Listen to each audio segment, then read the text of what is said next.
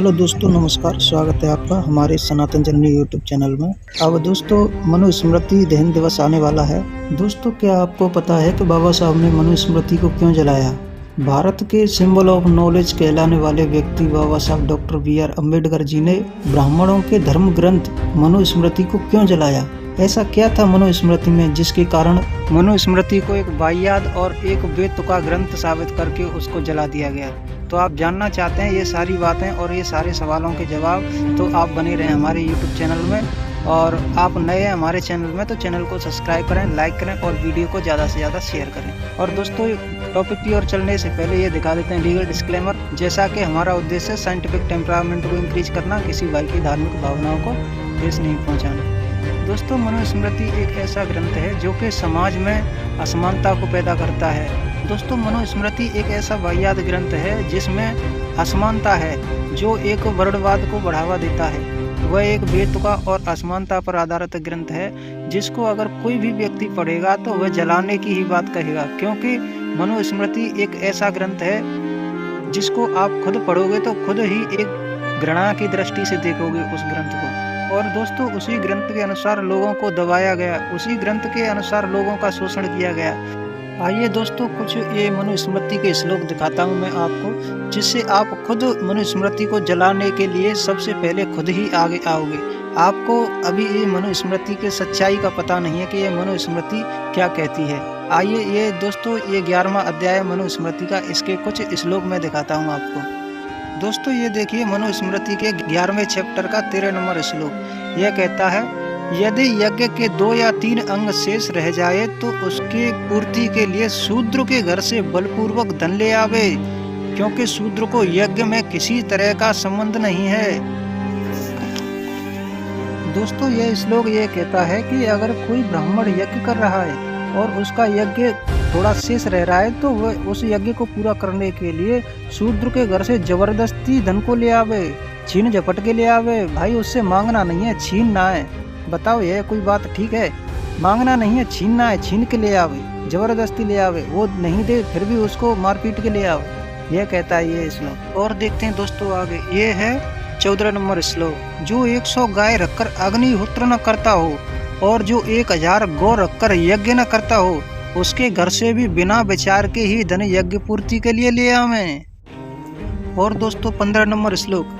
यज्ञ के लिए धन मांगने पर भी जो न देवे उसका धन हरण कर लेना चाहिए, इससे हरण करने वाले को यश धर्म दोनों की वृद्धि होती है। बाप रे, ये चोरी करना ही धर्म बता दिया गया, चोरी करने से धर्म की वृद्धि होती है। भाई, इनका तो कुछ इलाज होना चाहिए, जो लोग ऐसे धर्म ग्रंथों को बढ़ावा देते हैं। बताओ, ये है मनुस्मृति। आप लोगों को ये कभी नहीं बताया गया होगा कि ये ऐसी ऐसी गंदी चीजें हैं, लेकिन बाबा साहब ने इन चीज़ों को पढ़ा और उन्होंने देखा कि ये तो बहुत बड़ी गंदगी है। इसी के अनुसार हमारे लोगों को दबाया गया, इसी के अनुसार हमारे लोगों का शोषण किया गया, इसीलिए हमारे लोग इतने पिछड़ गए। ये लोग चोरी कर ले जाते थे, छीन ले जाते थे, इसीलिए तो बाबा साहब ने इस मनुस्मृति को जलाया। चलिए और दिखाते हैं इसकी करतूत और आगे देखते हैं। चलिए दोस्तों, ये 16 नंबर पर भी एक नज़र डाल लेते हैं, ये क्या कहता है। जो 6 शाम उपवास कर चुका हो उसे 7वें उपवास को यानी चौथे दिन भोजन करने के लिए भोज्य पदार्थ यदि हीन कर्म करने वाले मनुष्य के घर से चुरा लावे तो इसे इसका दोष ही नहीं होता है। बताओ, किसी के घर से खाने की भी सामग्री चुरा ले, जो हीन व्यक्ति है उसके घर से चुरा। दोस्तों, इनका मतलब यही है कि हम लोग चोरी कर लें उसका कोई दोष नहीं है, चाहे कोई नीच कर्म वाला हो, चाहे कोई शूद्र हो, चाहे कैसा भी व्यक्ति हो, लेकिन हम उससे चोरी कर सकते हैं, उसमें कोई दोष नहीं है। बताइए, ये धर्म ग्रंथ कहते हैं इसको, ये धर्म ग्रंथ है या पूरा आतंकवादी बनाने का सिस्टम? और देखते हैं दोस्तों आगे। वीडियो को छोड़ के मत जाना, अभी तो मैं बहुत कुछ दिखाने वाला हूँ। आइए देखते हैं ये 17 नंबर श्लोक। ये क्या कहता है? ये कहता है, खलिहान जहाँ अन्न बैलों से दाकर निकाला जाता है उसको खलिहान कहते हैं। खलिहान से, खेत से, घर से या अन्य किसी स्थान से अन्न चुरा करके ले आवे तो यदि उस अन्न का स्वामी पूछे तो उसे अन्न चुराने का कारण ठीक ठीक बतला देना चाहिए। बताइए, एक तो चोरी कर रहा है और उसको ऊपर से ठीक ठीक बता रहा है। साले भीख ही मांग लेता कि मुझे दे दे, भीख दे दे, मेरे बच्चे भूखे मर रहे हैं, मेरे बच्चे भूखे बैठे हैं घर में, मुझे भीख दे दे। चोरी कर रहा है और फिर उसको बता रहा है कि ठीक ठीक बता देना चाहिए। बताइए, ये चुनमंगों ने अपना ये पेट पालने का एक षड्यंत्र बनाया है और इसको ये किताब में लिख करके और पूरा एक ये बना दिया है सिस्टम कि ये है धर्म ग्रंथ। धर्म के नाम पर इसका प्रचार करके और लोगों को पागल बनाया गया, दबाया गया, कुचला गया और लोगों को पूरी तरह से उनकी जड़ें खत्म कर दी। और इन्होंने सब लूट के उनसे चुरा के अपने पास इतना धन इकट्ठा कर लिया है कि आज सक्षम है। और हमारे SC ST OBC के बाप दादे पुरखे मेहनत कर के मर गए, उनका सिस्टम आज तक नहीं ठीक हो पा रहा है। वो आज तक हम लोग होश में नहीं आ रहे हैं और ये लोगों ने 2 रुपए की मेहनत नहीं की और ये आज मजे से जिंदगी जी रहे हैं। यही कारण था आज तक हम लोगों को यही नहीं जान पाए कि हम लोग इतने नीचे क्यों हो गए, हम लोगों की आर्थिक स्थिति इतनी डाउन कैसे हो गई। ये सारा खेल इसी का है, मनुस्मृति का है और इन चुनमंगों का है। और देखते हैं दोस्तों ये 18 नंबर श्लोक क्या कहता है। यह कहता है, क्षत्रिय कभी भी ब्राह्मण के धन का हरण न करे। ये लो दोस्तों, क्षत्रिय कभी भी ब्राह्मण के घर से धन का हरण नहीं करे, और वो करे तो भी किसके घर से, यदि ब्राह्मण क्षत्रिय अपने धर्मादि क्रियाओं से च्युत हो गए हों। जिस व्यक्ति ने अपना एक पाखंडवाद जो आडंबर है वो छोड़ दिया हो उसके घर से, और वह निषिद्ध कर्म करते हों तो उनके धन को ले सकते हैं। बताओ, जिस व्यक्ति ने वो अच्छाई के रास्ते पर आ जाए, और पहली बात तो ये है कि जो व्यक्ति ये पाखंडवाद को करेगा नहीं वो उस व्यक्ति को ये ब्राह्मण कहते ही नहीं है, उस व्यक्ति को उस अपनी कैटेगरी में डालते नहीं, उसे निंदा करते हैं। तो जो व्यक्ति अपने सही रास्ते पर है उस व्यक्ति के घर से धन ले लें, और जो ये आडंबर रचते हैं पोल पाखंडी उनके घर से नहीं लेवे, जो एक चोरी करे उसके घर से नहीं लेवे। बताइए दोस्तों, लिखने वाले ने क्या गजब का कानून लिखा है। और देखते हैं आगे क्या कहते हैं। और देखते हैं दोस्तों ये 20 नंबर क्या कहता है। यज्ञ करने वालों का जो धन है उसको पंडित लोग देवधन, और यज्ञ नहीं करने वाले के धन को आसुर धन कहते हैं। ये सारे पंडितों के धन में के अलग से सिग्नेचर होते हैं जिसको देवधन कहते हैं, और जो यज्ञ नहीं करने वाले लोग हैं उनको असुरों का धन यानी राक्षसों का धन कहते हैं। गजब का लेखक है यार। चोरी किए हुए साले चोरों के धन को देवधन, चोरी करके लाए हुए धन को देवधन, और जो मेहनत करके इकट्ठा किया हो उस धन को राक्षस धन। भाई मुझे लगता है जरूर आपने 1 रुपए वाली बीड़ी पी करके लिखी है ये किताब। भाई इस लिखने वाले की जितनी तारीफ करी जाए उतनी कम है। और 21 नंबर देखते हैं ये क्या कहता है। इसलिए इसमें अर्थात इस धन के चोरी आदि जाने पर चोरों को धार्मिक राजा दंड न दे, क्योंकि राजा के ही मूर्खता से ब्राह्मण भूखे से कष्ट पाते हैं।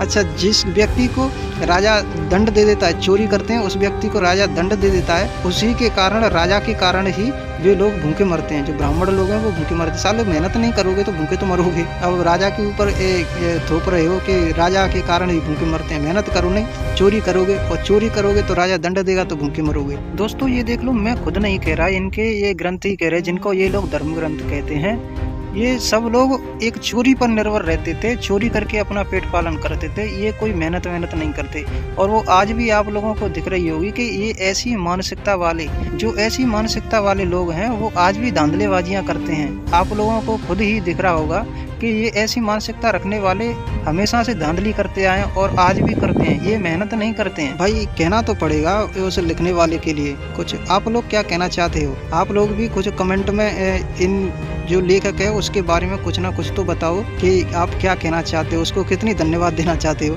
और भाई वीडियो को छोड़ करके ना जाए, आगे पूरा वीडियो देखें। दोस्तों आपको सच्चाई को जानना बेहद जरूरी है। आगे इसमें बहुत सारी ऐसी बातें हैं जिनको मैं दिखाने वाला हूं, जिनको आप देख करके एकदम से दंग रह जाओगे कि क्या हमारे बुजुर्ग हमारे पुरखे लोग ऐसी मुसीबतों से गुजरे हैं। उनको आपको जानना बहुत बेहद जरूरी है। हम लोगों की दुर्गति का कारण कोई और नहीं, कोई विदेशी आक्रांता नहीं, ये तड़ीपार लोग हैं जिन्होंने हम लोगों को इस तरह से मजबूर कर दिया कि हम लोगों का पूरा कल्चर ही खत्म हो गया। इन लोगों ने अपनी ऐसी व्यवस्थाएं हम लोगों पर थोप दी जिससे हम लोग आज तक हमारे कुछ लोग हैं वो बाहर ही नहीं निकल पा रहे हैं। इन लोगों ने मान से गुलाम इस तरह से बना लिया है कि हम लोग अपने बारे में सोच ही नहीं पा रहे हैं। बस इन्हीं के जो ढोंग ढपोल हैं जो उनमें ही हम लोग जी रहे हैं और अपन लोग उसी में अपना भविष्य खोजने की कोशिश कर रहे हैं। तो दोस्तों ये सारी बातें जानना हमें बेहद जरूरी है। आज भी कुछ तड़ीपार लोग हैं जो आज भी हमारे बाबा साहब के लिए ऐसे अपमानजनक शब्दों का प्रयोग करते हैं। तो ये सारी बातें हमें जानना बहुत जरूरी है। और दोस्तों यहाँ से आगे की वीडियो में भाग 2 में बाबा साहब ने मनुस्मृति को क्यों जलाया भाग 2 में लेकर के आने वाला हूँ। दोस्तों वीडियो को पूरा वॉच करने के लिए थैंक यू, धन्यवाद।